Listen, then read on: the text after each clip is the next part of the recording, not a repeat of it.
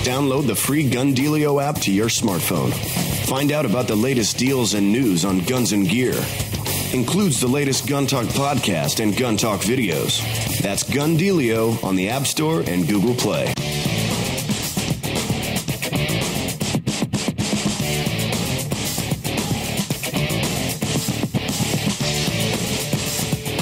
This is Tom Gresham's Gun Talk, now available on iTunes and other podcast clients, and on the free Gun Dealio smartphone app for iPhone and Android. Feel free to call Tom now at 1-TOM-TALK-GUN or 866-825-5486, or email Tom at guntalk.com. Now, once again, here's Tom. All right, glad that you could be with us. It is Gun Talk. I am Tom Gresham. The number here is easy. It's Tom Talk Gun. We just had Stephen Williford on last hour. He's the gentleman who shot the mass murderer in Sutherland Springs, Texas. He used his AR-15 to shoot the guy who had his AR-15. Stephen had his AR equipped with a Neotech. He's a competitive shooter. He knows what he's doing. He built the rifle. And he said he saw that this guy was being hit by his shots, but he was wearing, turned out, level 3 body armor. And Stephen saw the gap in the side where you got plates in front, plates in back, and he slipped around right in there in that gap and hit him right in the side. This is for a guy who started with, he had to load magazines. He didn't even have his magazines loaded at his home. So he's loading magazines so he can be prepared to run out in the street, ran out there barefooted. A lot of things we can learn from that. I'm going to get him back on. By the way, if you're going to be at the NRA annual meetings, Stephen's going to be there, Stephen Williford. He's going to be a VIP of the NRA there. And you may want to go over and just say hello, shake his hand. He does not like to be described as a hero. You can tell he is a religious man. He just feels that he was placed in the right place at the right time with his background as a firearms instructor, as a competitive shooter, as a gun guy. He was the one who was there. Talking about self-defense with guns, when you get to talk about that, one of the people I really like to talk to, because I pick his brain and borrow from it heavily, Tiger McKee from Shootrite Academy is with us right now. Tiger, how are you, my friend? I'm doing great. How are you doing, sir? I am well. You heard we just had Stephen Williford on. He was talking about he's a competitive shooter, shoots pistols well. I said, but I bet you were glad to have that rifle. He said, yeah. The distance was only 20 yards, but 20 yards. There's a big difference between shooting an optic-mounted AR and a pistol at that distance in a gunfight when people are shooting back at you. Oh, definitely. And then we also have to look at the fact that the AR does a whole lot better job of stopping a threat than a handgun round. Oh, heavens, yes. I mean, you're hitting them with, call it 3 times the Sure. power with every shot, plus you've got more ammo in a mag.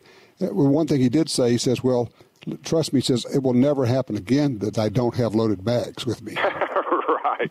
I keep a few tucked underneath my bed at home. A case? Right. Let me bounce something off of you. I was just telling Jim, but I'm going to be traveling a little bit this week. And one of the things I'm going to be taking with me is an AR-15 pistol with one of those arm braces, which you can, of course, shoulder. But it goes into a longish backpack, which does not look tactical. And if you have a 4 to 6 loaded mags in there, yes, sir. I've just come to believe that's not a bad package. Yeah, I was a little bit skeptical about the AR pistols in the beginning, but I've been working with them for about, 4 years now or something, and that's kind of my go-to weapon for self-defense. Interesting. And like you said, it's easy to travel, and then plus, since it is a pistol, you don't have to have the federal paperwork on it. So right. If you need to travel out of state, as long as where you're going is not illegal or anything like that, you can travel without getting permission to take it out of state. Right, because if you have a short barrel rifle, to get the short barrel, then you've got all sorts of paperwork to travel. But if it's just a pistol, it functions just the same, and with that arm brace, it's really no problem shouldering that thing and using it as though it's a rifle. Oh, yeah, and it works really good. And then I'll even go a step further, like I'll break mine in half, split the upper and lower receiver when I'm traveling. That way I can put it in a backpack or something like that. That's really small then. Yes, sir. Well, and they're very reliable, and they're really accurate, and you're still getting enough velocity out of that shorter barrel to do a good job. Yeah, I mean, and that's all of a sudden you've gone from whatever your effective distance is with the handgun to realistically, I would say most people who get any kind of training or any good at all probably become effective out to, what would you say, 100 yards with that package? Oh, further than that, like a good shooter with, say, a red dot or something can shoot about a 3-inch group or so at 100 yards with them. Okay, well, that makes it an effective, good 200-yard package, and it should Definitely. I mean, and now, I'll go ahead and put this out there. The situation would be extremely rare that you would need to be shooting someone at that distance on a self-defense situation, but that's not to say that it doesn't happen or couldn't happen. And it doesn't hurt to practice at that distance because it improves your accuracy, which means if it is going to be closer distance, that's not going to be any problem. Right, and also if it's closer, then you can be faster, which is the other thing. As the distance closes, you can increase your speed, right? Definitely. The speed you shoot at is dictated by distance and or size of the target. So close, large target, I can shoot rapidly and still get the accuracy I need. As the distance increases or size of the target decreases, I have to slow my shots down a little bit to make sure when I press that trigger, I get a good hit. Well, to that point, Stephen Williford shooting this guy and not having any effect on him. And then he realizes he's wearing body armor, and he sees this gap. And, I mean, we're talking, what would you say, 3 inches maybe for the gap between the front and back plate? Yes, sir. And he slips around in with that, with an AR because because he's a competitive shooter, and he knows what he's doing, and he knows that that's what needs to happen. Yes, given time, a little bit more time, we might be able to do it with a pistol, but it sure is better with an AR. For sure. Let me ask you. The AR, gives you a good warm, fuzzy feeling. If I'm standing there with my AR, like Jeff Cooper said, I can hit anything I can see. You teach a lot of people self-defense, and we've talked about this for years, and the changing face of people who have gotten serious about self-defense. And first we were talking about, older people were getting involved with it, and then very younger people, and then you had families and groups. And the thing I'm seeing now, I was going to ask you if you're seeing this, I am seeing a lot of people of color get serious about self-defense with firearms. Yes, sir. Yes, sir. I think there's definitely a rise in that demographic.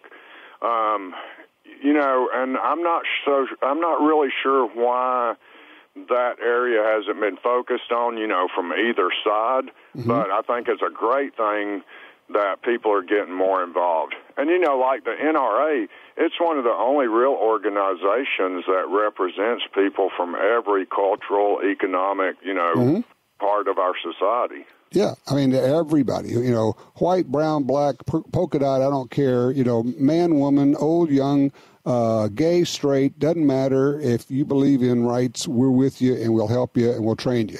Simple as that. Yeah, and the deal is self-defense is, a personal responsibility. And unfortunately, in our society, some groups might need it more than others. Well, absolutely. I mean, the reality is some groups simply are targeted more for attack, whether they're hate crimes or where you live or who you are or whatever. And to pretend that's not the case is to stick your head in the sand and be foolish. There's way too much of foolishness going on today.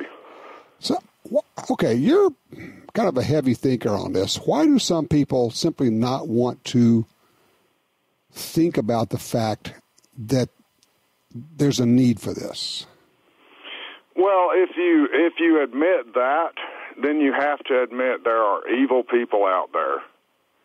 And that goes against, kind of our thoughts, everybody's good.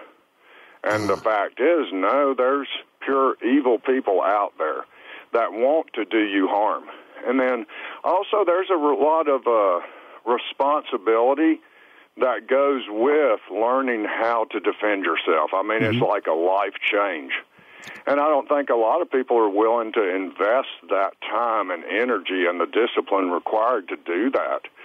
But, like, if you're an individual and you say, well, I'm not really, don't want to do that, you know, I'll just hope I don't ever get in trouble, and if I do, maybe it'll come out okay. That's one thing for a single individual person.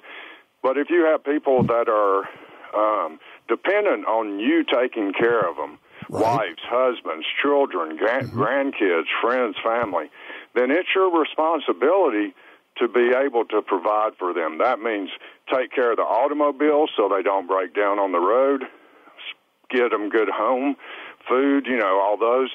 But it also means being able to protect them from the evil that's out there. And protect yourself, because if you're gone, they don't have that. Exactly. That person. Hey, Tiger, hold on a second. When we come back, I want to talk a little bit about some drills. Let's talk about drills that people can do, should be doing, and let's talk about what's really important when it comes to self-defense. Not, fodder all BS that people spread out, but the basic stuff that people need to know. We're talking with Tiger McKee from Shootrite Academy. It's SHOOTRITE.org. Shootrite.org. Be right back.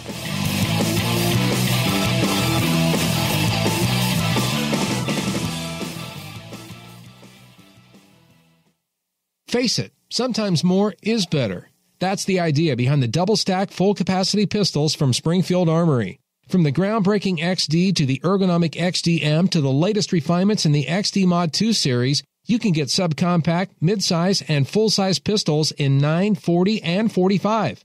Carry, target, or tactical models. Fast, accurate, dependable. Don't come up short when it matters. Go full cap. Go Springfield Armory. Springfield-Armory.com. This land, once wild and free, fades now from our memory.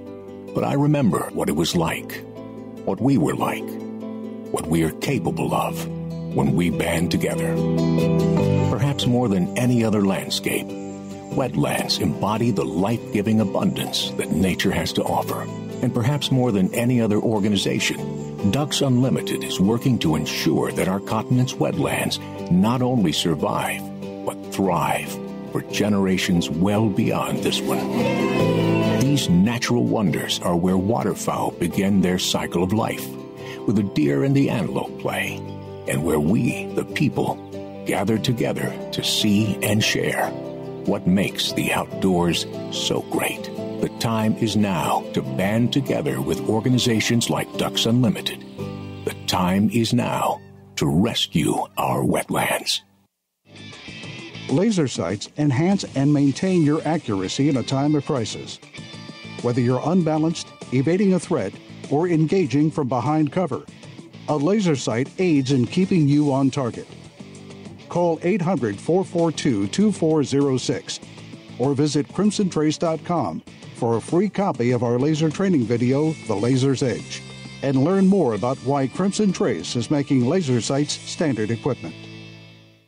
Think all ammo's the same? Think again. Aguila Ammunition uses the highest quality materials and is one of the world's largest rimfire manufacturers. Want silent 22 ammo, powderless Super Calibri, and Sniper Subsonic merely whisper. For light recoil and big performance, mini shells make any shotgun a pleasure to shoot. Match grade and the Hyperfast Super Maximum and Interceptor 22 loads get the maximum for your rifle or pistol. Visit AguilaAmmo.com/brimfire. Feed your firearm.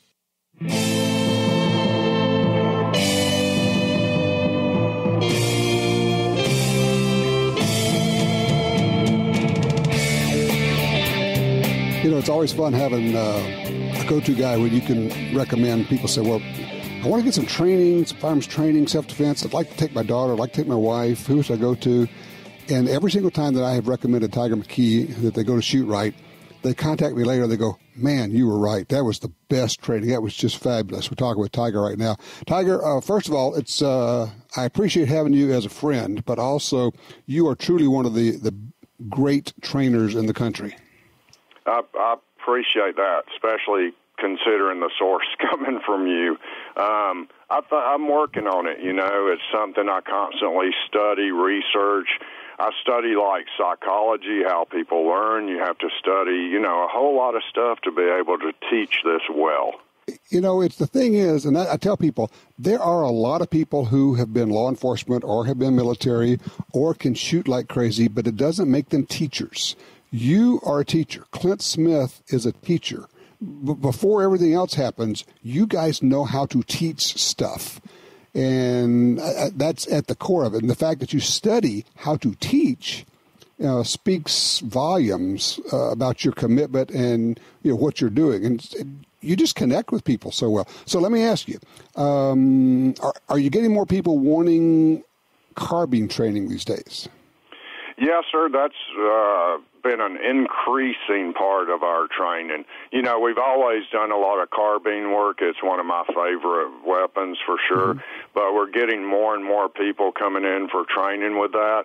And it's interesting because a few years ago, you didn't really hear about those being used in self-defense shootings. Mm-hmm. Mm-hmm. But now it's popping up more and more.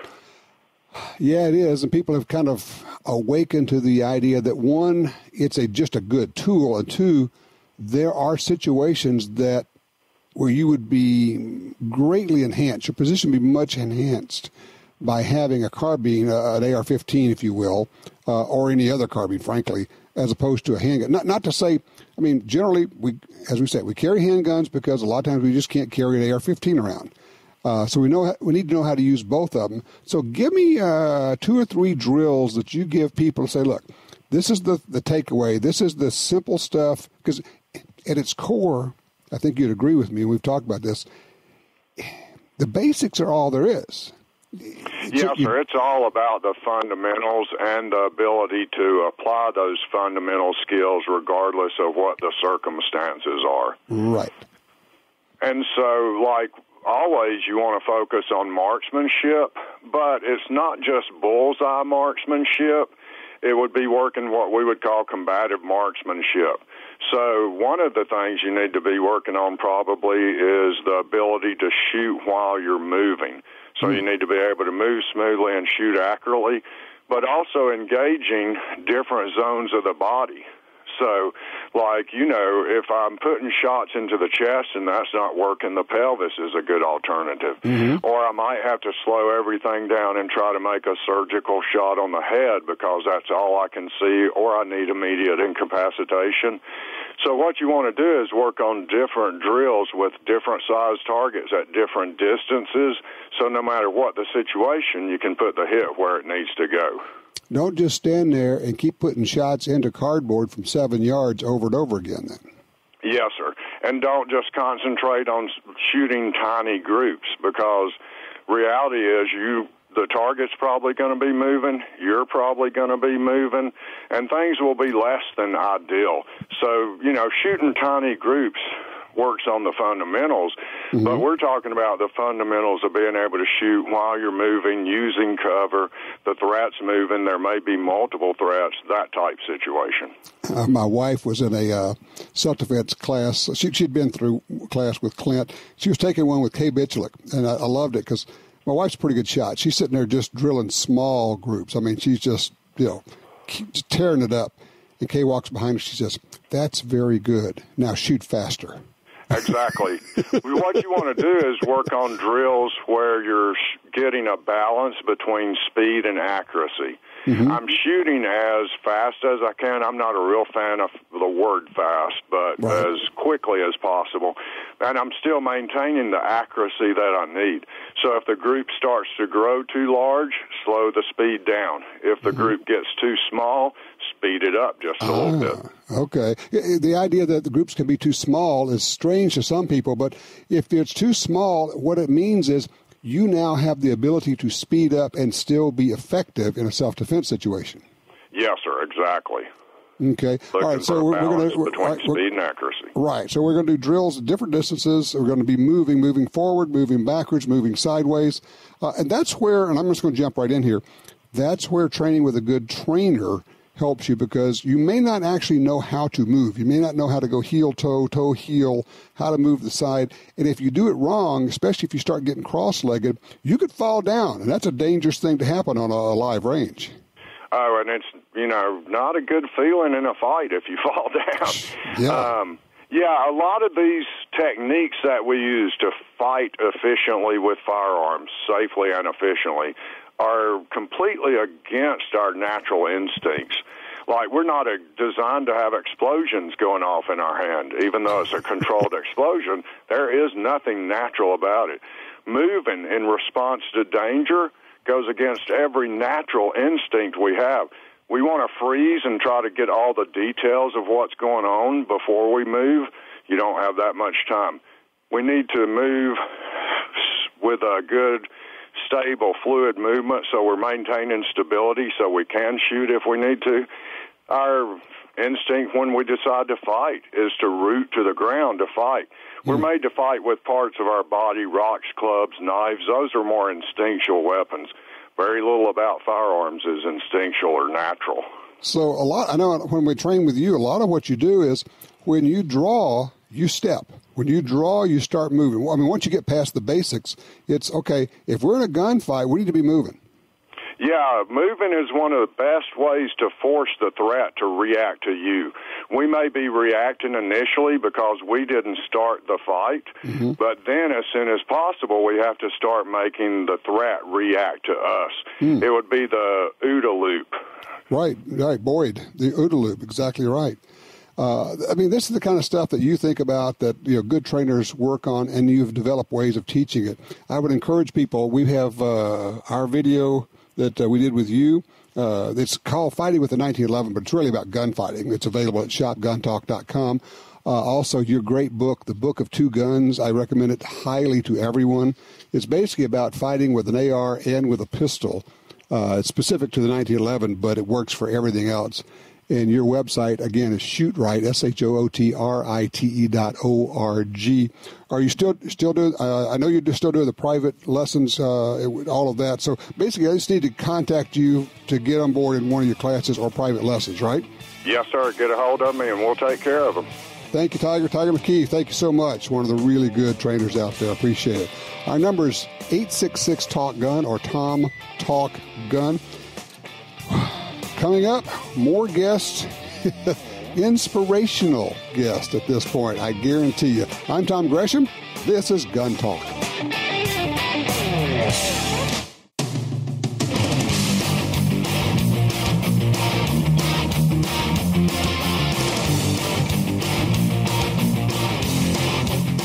Gun Talk encourages you to support the local sporting goods store, gun stores, ATV dealers, and other local businesses in your area who advertise on this station and Gun Talk. Only together can we protect our rights. You're listening to Washington Times opinion page regular contributor Tom Gresham. All right, back with you. We talk about security everywhere, not just with guns, with everything. The whole system, lights, locks, security systems, everything else. Of course, I put in the Blink cameras in my house. Real simple, works just really well. What's it all about? Well, basically, if you put these in your house, and they're little bitty guys, they're really easy to set up. I think it took me 5 minutes to set them up using the internet in my house. When you get reports, you get alerts on your smartphone when you're away. They're set up for motion detection.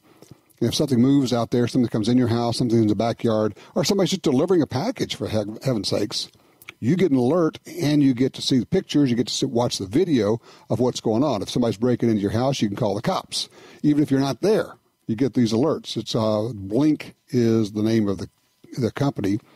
These cameras, they tell me, they sell 3 of them for what the other guys get for only 1. So, heck of a deal. All you got to do is run to blinkprotect.com. That's /guntalk. Blinkprotect.com/guntalk. You can get 15% off if you use the code GUNTALK, blinkprotect.com/guntalk. If you are a singer, it is a big deal to be invited to sing the national anthem at a ball game. You've trained, you've practiced, you have worked on your voice, you get invited to sing at a baseball game. That's cool. Our next guest, Alisha Wolcott, was invited to sing at the Reno Aces baseball game. Alisha, thank you for joining us. Hi, Tom. Hi there. How long have you been singing? Oh, my gosh. All your life? Pretty much, yes. I've did choir since the 3rd grade, took professional voice lessons, sang at church, numerous national anthem opportunities. Cool. So how did this invitation come about for the Reno Aces to invite you to sing at the game? So, I want to say it was about 5 years ago. I heard about auditions they had. So I had auditioned back in 2013 and got a chance to sing with them then. Mm-hmm. And then this year, I heard about the auditions again and thought it's been a while since I sang, and I would love to do it again. I love the Aces. It's a great honor to sing the anthem there. Mm-hmm. And so I submitted an audition video as I wasn't able to make it to their live auditions. And they contacted me a couple of days later and said, we would love to have you come sing. Please let us know what dates you're available, when you're not. And that's how that came up. Okay, so then something else happened, and this thing kind of took a real 90-degree sideways turn. What happened? So my husband and I, it was opening weekend, and we had tickets to go to the Saturday game. And when we were walking up to the stadium, we knew there was bag checks because they've done this before, and but now we noticed they were metal detecting people with the wand. Mm. And that's new. The metal detection is new. Mm-hmm. And so it was kind of one of those, we looked at this and we thought, well, now I feel like we're taking steps back with this protection thing. And you have a carry permit.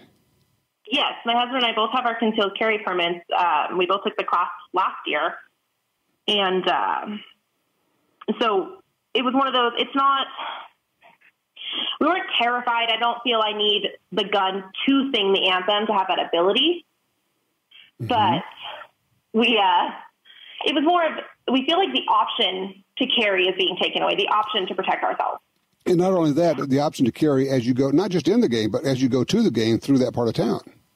Exactly. And there's been many times I used to have a season pass because students were they got a discount. And so I would go to games by myself just because I love baseball and I have no issues with going and doing events by myself. But it's nerve-wracking walking downtown and being a woman. Okay, so you realize that they are now they prohibited guns, but they didn't really check for them. I guess it's kind of one of those, yeah, we're going to say that, but don't, And all of a sudden they've ramped it up. You carry, you've got I gather a Glock 43? Yes. Okay, so you got this invitation to sing the national anthem at the game. So what happens? Or what did you tell them? So I hadn't gotten scheduled yet to sing. They were still working out the dates, but I asked them if they had any cancellations to let me know. And so they said they had games for, I think, that Sunday and Monday. And it was like, okay, well, let me look at my schedule. And my husband and I sat and we thought about it after this, walking away from the game on Saturday. And it was one of those things where, because we feel that they're...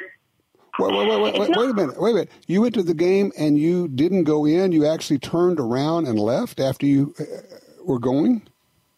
Yes, we walked up and we saw what was going on, and we took a good 30, 45 minutes just sitting and talking it out and saying, well, do we go put our guns in the car, which that could be a whole host of other problems, and or do we and give in and just say, all right, well, that's just another place that we're not allowed to carry and go do the thing we love, or do we say, hey, no, you're just taking more steps to take away our rights, and not that the Aces are taking away the rights, but they're taking part in the movement that is trying to take our rights. So you told them you weren't going to come sing, right? And I told them, I said, I won't sing at a place that seeks to strip us of our Second Amendment rights. Well, did you hear what they say? Do they care? They never responded to me. Really? Really, yeah. The only thing I heard of their response was in other articles. I think the LA Times was the first one I saw that had a response, and it was simply number one priority being fan safety, and that this has been a policy since 2009. We're just, amping it up this season. Wow. Have you heard from others? The word's gotten out about this where you said, okay, I'm just not going to sing. And I know you considered like making a statement, going in there and when it was your time, either not singing the national anthem or making a statement. But I loved your statement where you said, that's just not right. You're not going to show a lack of respect for our national anthem. Correct. So who else have you heard from on this? In what regard? Well, I'm just wondering if you got any feedback from others of people supporting your decision. The first night that the article was out, there was a lot of mixed responses, a lot of negativity, a lot of positive. We support you, we encourage you. The last few days have been a lot of negativity, but then this morning I woke up and there's a host of support and encouragement and people who agree and are thankful. Local gun shops have even invited us down and to thank us, me and my husband. Well, that is terrific. I applaud you taking a stand and having personal honor in saying, no, I'm not going to do this. And then using what platform you have to make a statement. That is just great, Alisha. That is terrific. Well, thank you. Absolutely. Thank you for sharing your story with us. Yeah, of course. All right. You take care. I wish you luck. All right. 866-TALK-GUN. Just got a news flash. Seriously, this just popped up. A major retail chain not only pulling AR-15s, they're destroying them. They're not going to return them to the manufacturers. They're going to just... more when we come back. 866-TALK-GUN.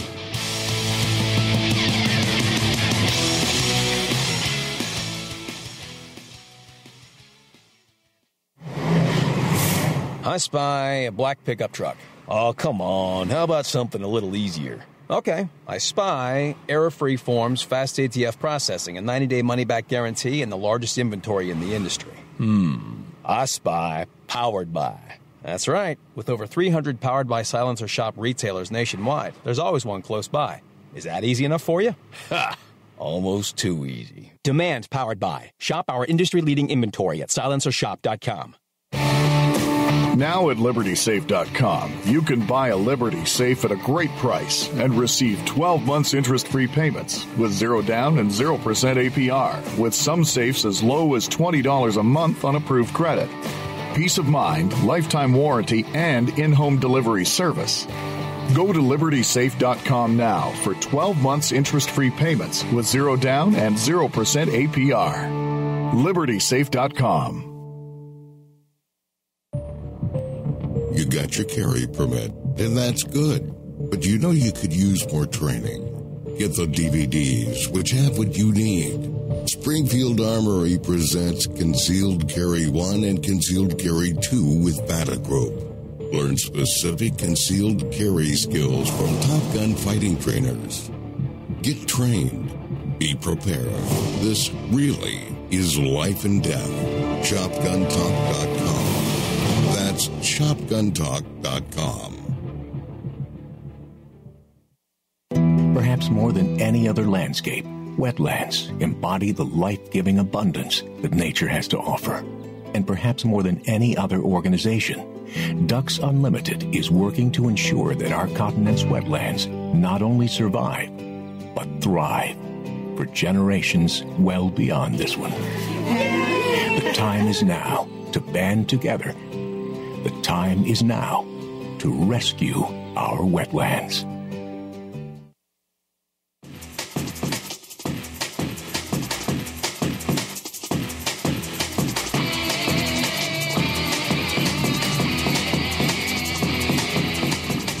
Okay, this just in. Let's see.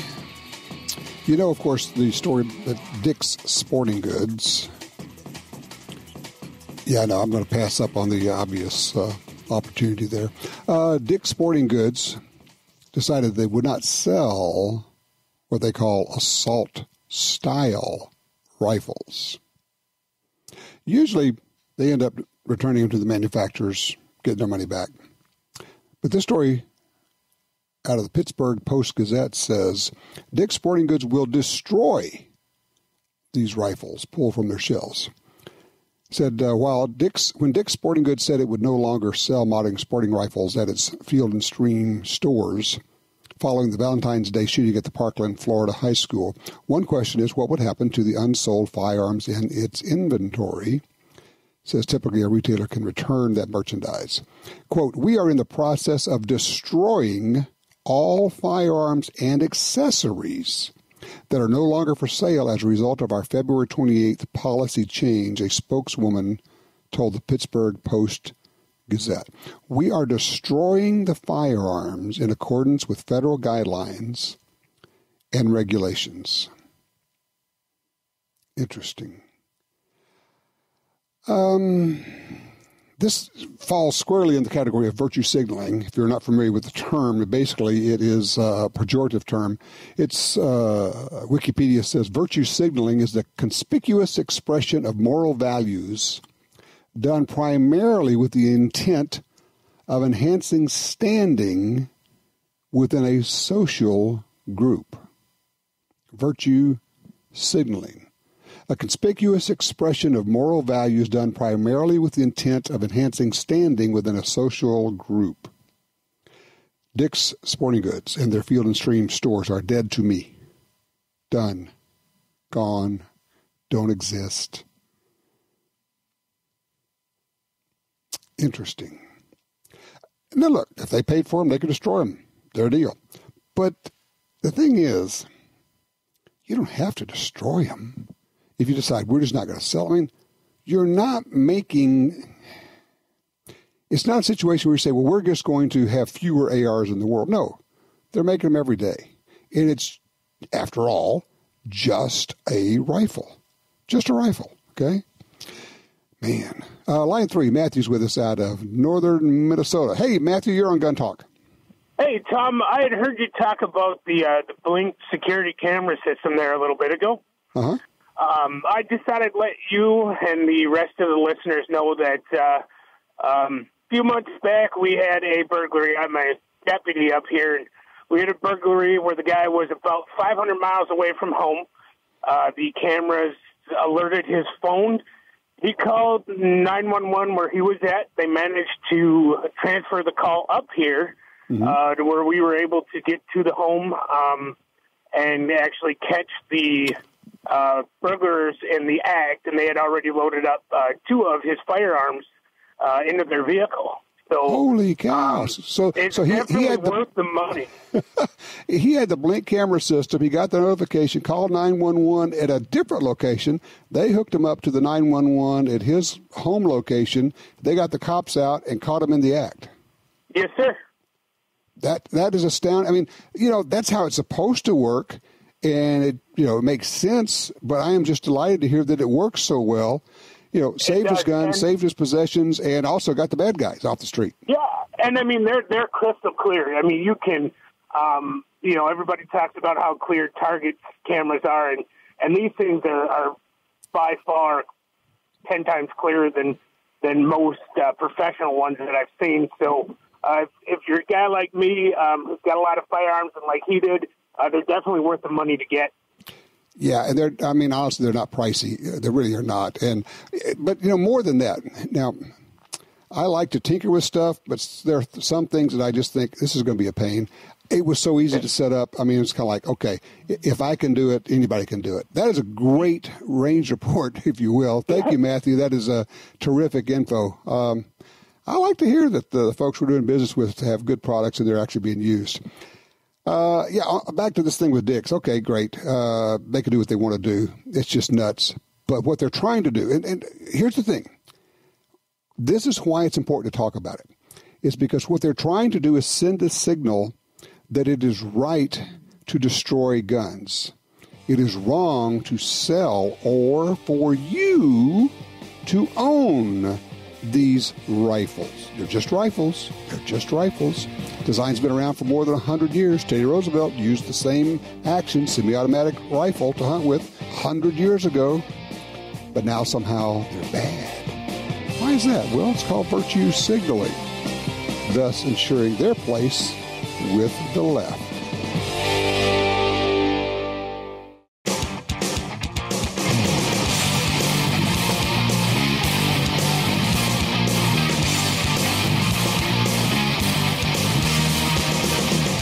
All right, Straight to the phones. Kenneth's out of Dallas in line 2. Kenneth, what are you talking about here? 41 caliber? What are you looking at? Well, I'm wondering, is there something between Action Express and Magnum? Action Express with 210 grain is just shy of 800 feet per second muzzle velocity. Magnum, of course, is 1,300, whatever. I'm looking for something in the middle. You revolver or semi? Preferably semi. Okay, not sure what's available in. I'm trying to think of a 41. You know where we are. We're going to end up 10 millimeter. That's where you need to be. Okay. Is there any P plus P plus P? Well, the 10 millimeters are all over the place. You have to be careful about the loads because some of them are really hot. I mean, we're talking 1,600 feet per second on some of these loads, and then some are down in the 900. So you can tailor it to what you want. You can get different loads. But the 10 millimeter is a 40 caliber, but it's almost a Magnum in the heavy loads. I would say it's pretty close to the 41 Magnum caliber. And you can get a 10 millimeter in a bunch of different semi-auto styles. You can get them in 1911s. You can get them in other guns. A Glock has a 10 millimeter. It's a good caliber. It really is. Well, yeah, I've learned to like it. It's the oddball, but 41, 210 grain, that just seemed perfect. Yeah, it's one of the reasons I like my 41 Magnum, and I can shoot lighter loads with it. That would be more of a self-defense load if I wanted to do that, or heavy loads for hunting or for bear protection. Hey, Kenneth, I appreciate the call, sir. It allows me to tell a quick story. We're shooting Guns and Gear segments this week, and I'm out at the range, and I've got the new Ruger GP100, and it is their champion, model. It's a tricked out, basically a competition gun. It's got a great fiber optic sight. I got to tell you, how much do I love fiber optic front sights? And we're trying to figure out how do we show off this 10 millimeter revolver. By the way, you can shoot 40 cal in it, 40 S&W with these full moon clips. Ruger doesn't recommend it, but they say it'll probably work. So we backed up. So I actually kept backing up till I got off the range completely. And I'm shooting at 60, 65 yards and start thumping a 10 by 10 inch steel plate. And the first one went high, so I figured out where I needed to hold. I actually had to hold on the bottom edge of this plate. And then I dropped 5 rounds on a 10 by 10 steel plate standing, just standing there, 2-hand hold, taking my time, single action. But it does point out that the match champion, thank you very much. Yeah, that's the GP100 match champion. Michelle always keeps me straight about that stuff. Appreciate that. A delightful revolver in a cool caliber. We actually did a weird deal. You'll see it on the show. We took the 6 rounds in the full moon clip, and we went every other round was a 10 and then a 40 S&W to show the difference in recoil. And there was some, it was not a lot, but we were not using the real heavy 10 millimeter loads. And that's the thing. With 10, you can go to pretty hot loads, like the old normal loads were really hot. But there are still some pretty hot loads out there. And then some are pretty low powered, or you could use the 40 S&W in it, should you want to do that. I think it'd be a really good hunting caliber as well. I think with good loads, easy. It was not that difficult to hit a 10 by 10 inch steel plate at 60 plus yards offhand. With a rest, if you practice, shouldn't be a problem. That's just pretty cool. That was really a lot of fun. You'll be able to see that shooting on the Guns and Gear show when the new season starts in July. Don't go far. More gun talk coming right back.